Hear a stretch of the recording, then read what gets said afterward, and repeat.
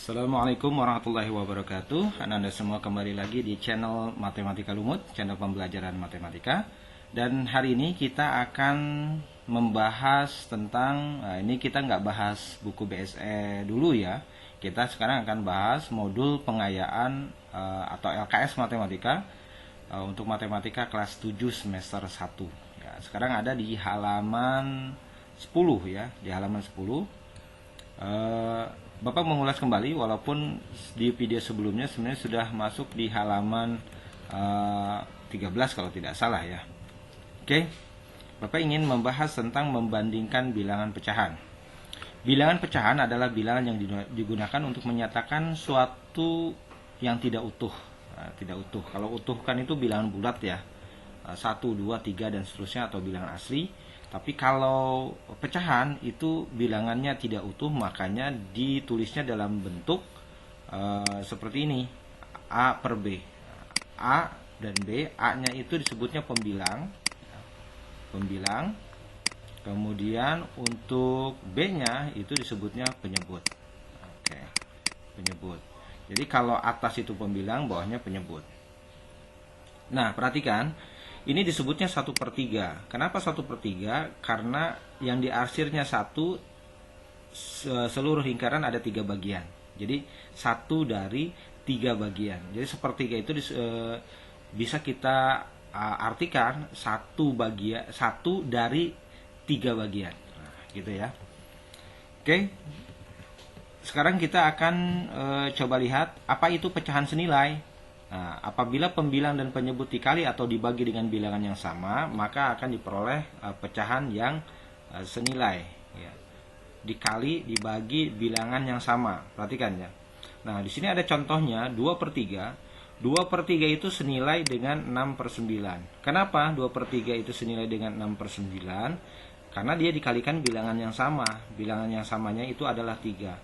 Nah, makanya kalau kita pun ketemu hasil penjumlahan bilangan pecahan atau operasi bilangan pecahan menghasilkan nilai 6/9 itu kan biasanya diminta untuk disederhanakan. Cara disederhanakannya 6 dan 9 itu sama-sama bisa dibagi 3, maka nilainya adalah 2/3. Oke. Maka 2/3 itu senilai dengan 6/9. Nah, begitu pula cara mencari bilangan pecahan yang senilai itu boleh juga dilakukan dengan cara membaginya. 2 dibagi 2 1, 8 bagi 2 4. Jadi dibagi bilangan yang sama. Oke. Kalau kita misalkan ada pertanyaan lagi, berapa lagi yang nilainya sama dengan 2/8? Nah, yang senilai dengan 2/8, gampang, tinggal dikalikan lagi. Misalkan Anda mau kalikan 3 juga boleh. 2 dikali 3 6. Maka bawahnya juga dikali 3, 8 kali 3 24. Maka 6/24 itu senilai dengan 2/8 senilai dengan 1/4. Itu cara menentukan pecahan senilai. 1/7 itu senilai dengan, tinggal kalikan saja, mau dikali 2 misalkan. Maka ini 1 kali 2 2, 7 kali 2 14. Maka 1/4 senilai dengan 2/14 ya. Oke. Itu tentang pecahan senilai. Nah, sekarang bagaimana cara kita menentukan menyederhanakan pecahan? Kursornya ke bawah ya. Menyederhanakan pecahan. Nah, untuk menyederhanakan pecahan di sini pendekatannya itu menggunakan faktor persekutuan terbesar. Faktor persekutuan terbesar ya. Oke, ini menggunakan faktor persekutuan terbesar. Karena faktor persekutuan terbesar antara 15 dan 20 itu ada 5, maka ini sama-sama dibagi dengan 5. Gitu. Jadi kalau Bapak sih tidak menggunakan FEB pun sebenarnya nggak masalah. Tinggal Anda identifikasi bilangan itu sama-sama bisa dibagi berapa. Maksudnya atas dan bawah itu sama bisa dibagi berapa. Nah, karena 15 dan 20 sama-sama bisa dibagi 5, maka kita bagi 5. Oke.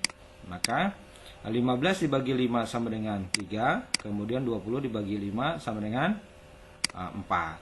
Gitu ya. Maka 15/20 bentuk sederhananya adalah 3/4. Bagaimana kalau misalkan 18 per 12?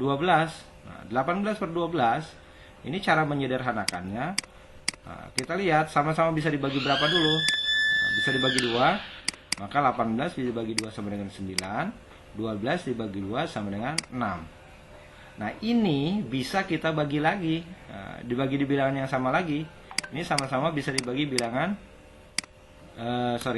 bisa dibagi 3. Oke.